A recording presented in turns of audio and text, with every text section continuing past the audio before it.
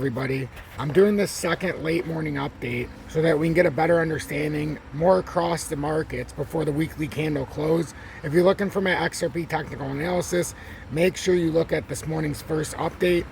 At the point of this update, it'll be about 2 hours old. I'm releasing this one around 11:30 a.m. Eastern Standard Time. I'll be in church, but I wanted to give a closer look across the market. First, I'm going to go over Bitcoin, and we're going to take a look at the implications at the weekly candle and the daily candle, but most importantly, the weekly candle as we're closing today. Tonight, we'll have the candle close at 8 p.m. Futures market will also come online. I also want to take a look at XLM, DGB, and HBAR. So we're going to look at all four of those cryptocurrencies, starting with Bitcoin to lay a foundation, and then we'll move forward from there. Make sure you hit that like button, as it really does help push me through the analytics, and it's the only way to get more people in here. I know a lot of times it doesn't seem like a lot, but the only way to get pushed through the algorithm is for you to hit the like button and to comment on my videos. That's it. Other than that, I want to go more in depth with the other cryptos I talked about, as I'm a big fan of XLM, as I think you need to have the three X's, XRP, XLM, XDC. And then I love DGB, and I also am a big fan of HBAR as well. So I think these are very important to build a stack with the ISO 20022 compliant tokens, and as well as with the Internet of Things. As when you look at the smart housing that they're putting in the 15-minute cities everywhere in the world now, they're going to try to put in. You're going to need something to run it with the AI, and the Internet of Things is what transcends it. I'll catch you on the other side of the intro.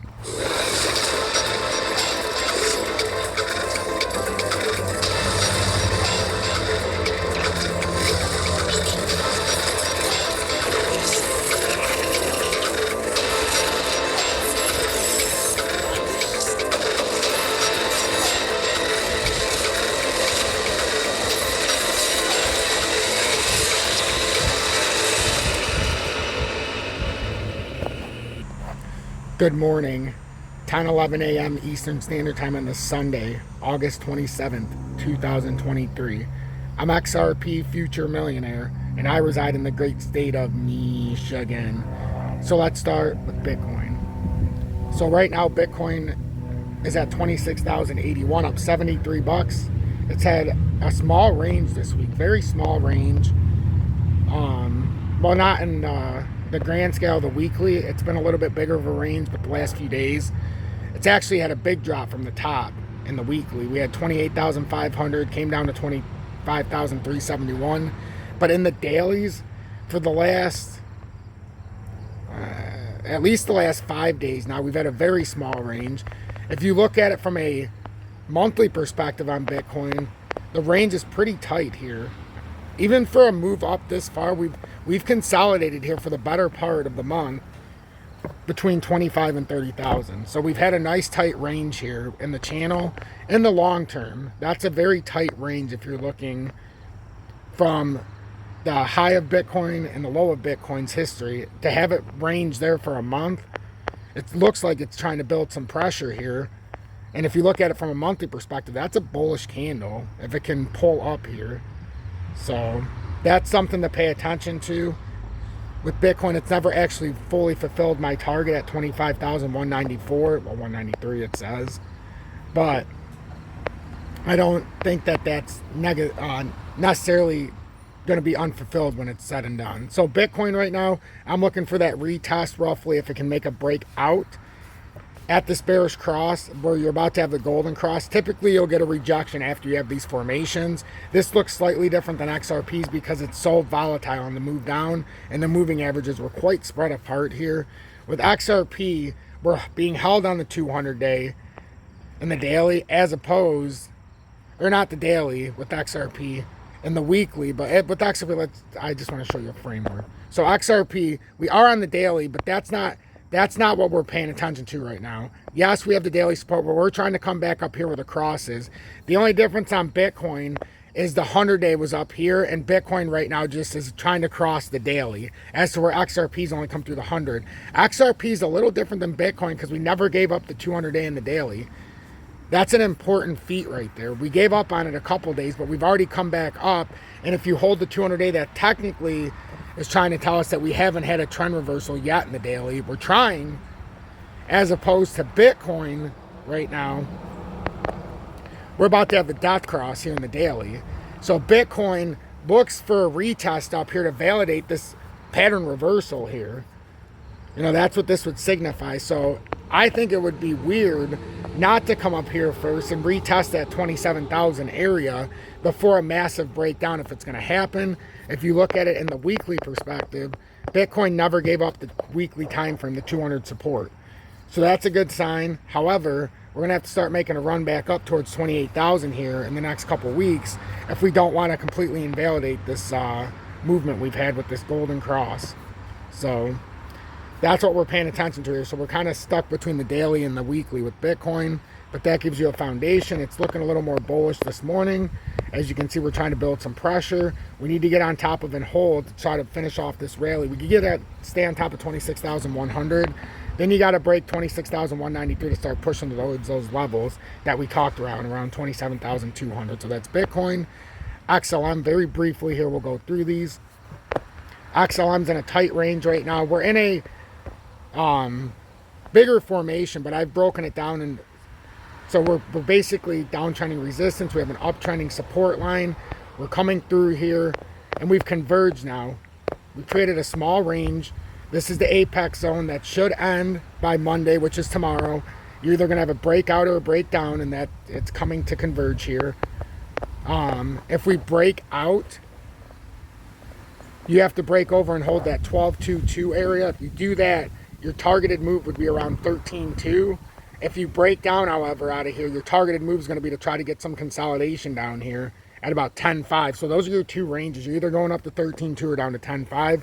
More than likely, with what we're seeing here, it all depends if we can get back on top of that 20-day support in the 4-hourly. The daily, we have a bearish cross happening. So it's either, are we going to come up there and try to retest that? It looks like a small bull flag here, just like with the rest of crypto. Even though we came down volatilely, it looks like a bull flag until it breaks this formation area approximately around 11 cents. So you could even come down and consolidate, but that's what we're looking at with XLM. Don't complicate it. DGB.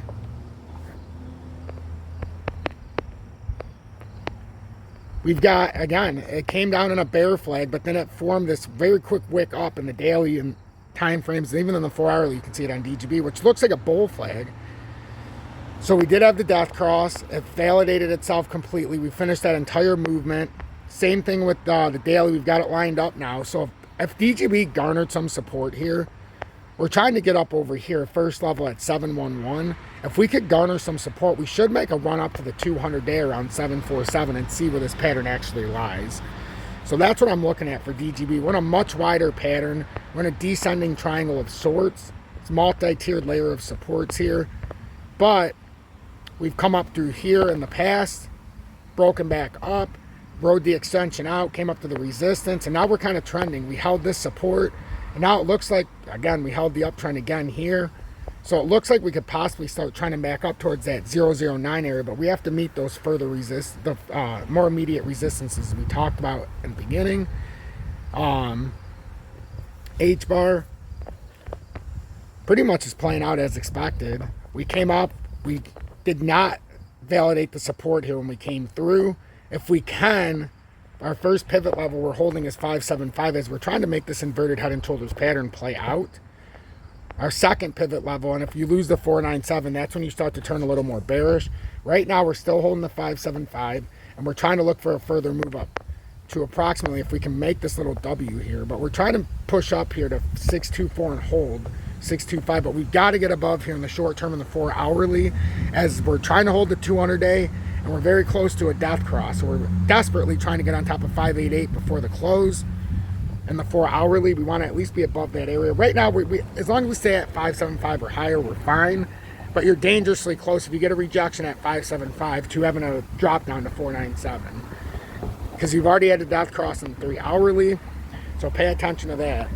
So we're looking for a move here. If you look at the higher time frames in the weekly, it kind of speaks a slightly different story. As we're still on top of the weekly support. We came down perfectly and tested the support at 561. So in the longer time frames, we're okay. It's just if we start breaking down in the shorter time frames, it could start reversing. And the 4-hourly is giving us our first signs that we could be starting to flip a little bearish here. So pay attention to that. And then I'll do one more with Casper. Casper, we're coming up to the 20-day right now in the daily. We're below that. You want to be above that. We're getting resisted now in this downtrending resistance. We're in a bear flag, multi-layer downtrending resistance, and I formed it like a kind of like the fan. So the downtrend is 3.7. That's where we have to break up in the short term in the 4-hour time frame. We're on top of the 20-day, and we're about to have a bullish cross. So it looks like we're starting to garner a little bit of support, but we would have to hold this level and start breaking up. And then we have eyes on the 2-hour time frame, because that's the resistance right here in the 200 at 367, approximately 366. We need to get above that and try to hit this resistance and break it at 370. Make sure you hit that like button if you appreciate this update.